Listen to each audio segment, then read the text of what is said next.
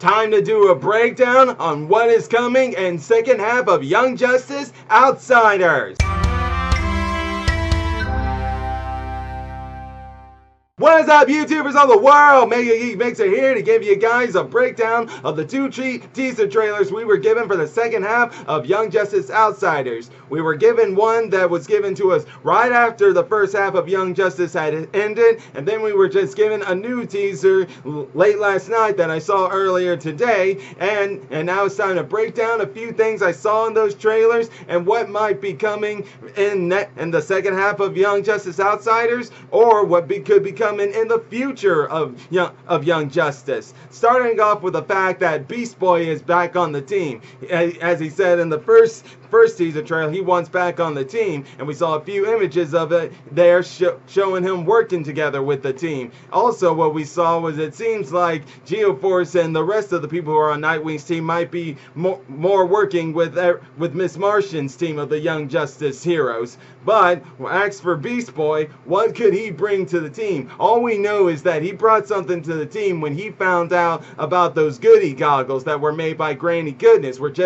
are just a cover-up to get those who have metahuman powers and have them slaves to Apocalypse, kind of like how Darkseid did in the reign of the Superman when he got devices on some civilians on Earth and made them the slaves for an attack on Earth. Well, that's how Beast Boy was able to figure it out with these goody goggles that were made by Granny Goodness, that he found out that Granny Goodness is one of the bad guys, but he only knows she's a bad guy. He still doesn't know more about her than that. They don't know that she's a member of she's part of Apocalypse, or that she's a member of the Light, which I'm about to get into here later. But before getting into Granny Goodness, what do I want to get into here is another thing I saw in the teaser trailer, and that was a face-to-face of Amanda Waller and Aqualad, and Amanda Waller saying, you talk about my thing, then I'm going to talk about your thing.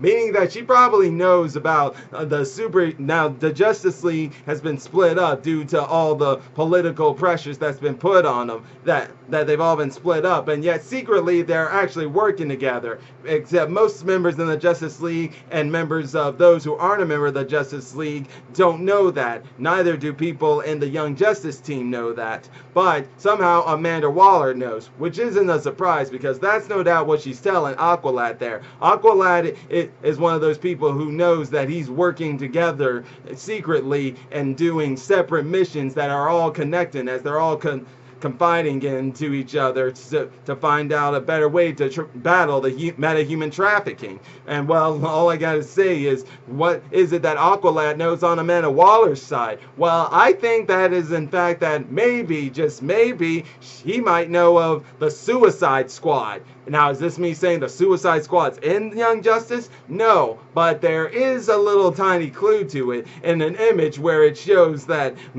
Black Mantis, along with that gorilla that's always with the brain, are right there by someone who is an original member of the Suicide Squad, that being Captain Boomerang. And yes, Captain Boomerang is inside the Suicide Squad.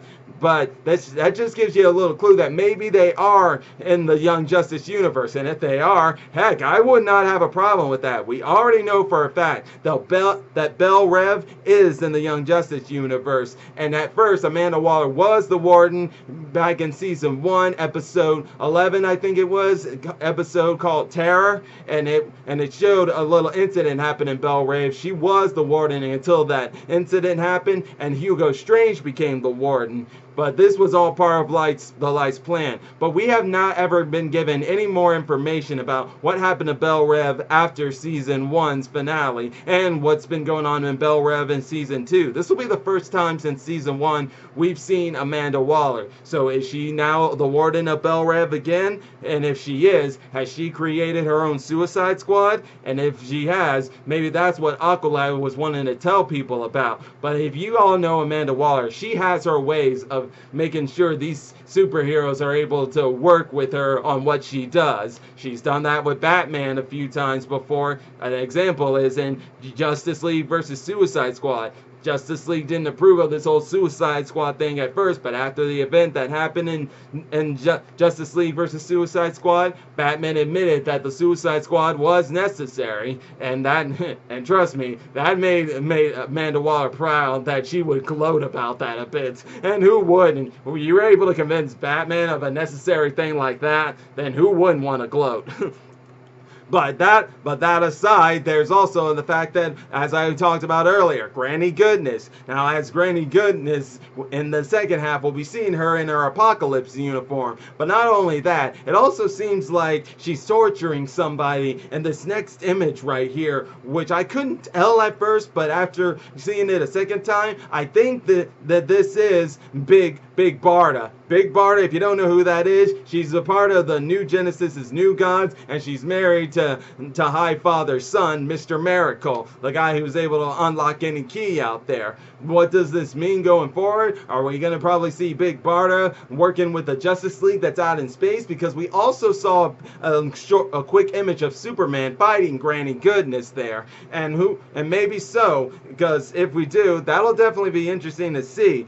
Because actually, in the Justice League animated series, Big Barda in the Batman Beyond timeline is a member of the Justice League. So to say she's a member of the Justice League, maybe in the Young Justice universe, that may be true. And hey, this could lead into some more things. Probably seeing Mr. Miracle. We did see Orion in the first half, but that was just a Martian, much less Miss Martian's brother, another white Martian who was just shape-shifting as Orion. But could we see the real Orion in the future? Maybe so, and I would not be against it. After all, Darkseid is one of the big bads in this season, along with the Light. And speaking of the Light, now you guys know that in season 1 they had a roster of leaders there, but in season 2 it got changed up a bit. While in season 3 it was also changed up again. We have instead now we have Vandal Savage, the Queen Bee, that kid with the magic who has that cat. I always forget that cat's name.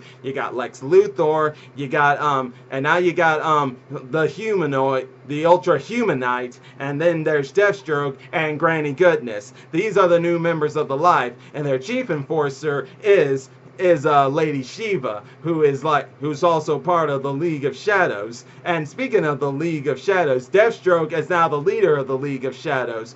But while we now know what the Light is doing, at least mostly what they're trying to do here is that, like, Vandal Savage made a deal with Darkseid where they all gather metahumans and they conquer the whole galaxy, and those two are left to have a battle to decide all, like a winner-take-all battle. So that's what we know, at least on that end, and why they're capturing all these metahuman traffickers. But the big thing coming out of all this is something we learned in the last episode of the first half of Young Justice, and that was in the fact that the team did rescue Brion's sister, Tara Markov, who is actually aka Tara from the Teen Titans. Now, the Teen Titans don't exist in the Young Justice universe, but Tara is in here, and now her story is a little different in here. Now, in the comic book universe, she is a daughter of a Markovian royalty, but it was an affair. While here, it's not an affair. It was actually a legal thing, and she was already recognized as a princess,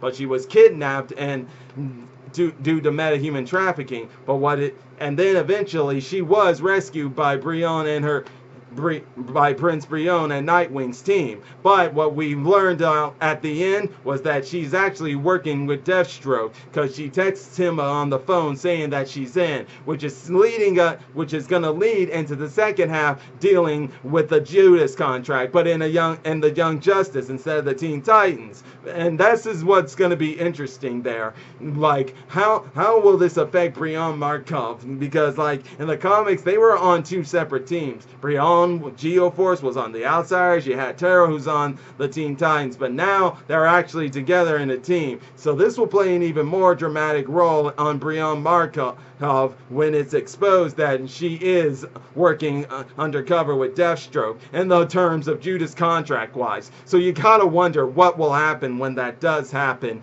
But that is all right there, guys. I just wanted to break all of that down, and I will go into even more depths into this. You see, we're just less than 3 weeks away until the second half shows up. So I'm going to be doing a couple of videos that'll break down some things that I might see going forward, such as in the fact the Judas contract. I only was breaking down what is to come, but I'm going to go into more depth into it coming in separate videos. As a matter of fact, the next video I'll be doing is what I could expect going in for the Judas contract.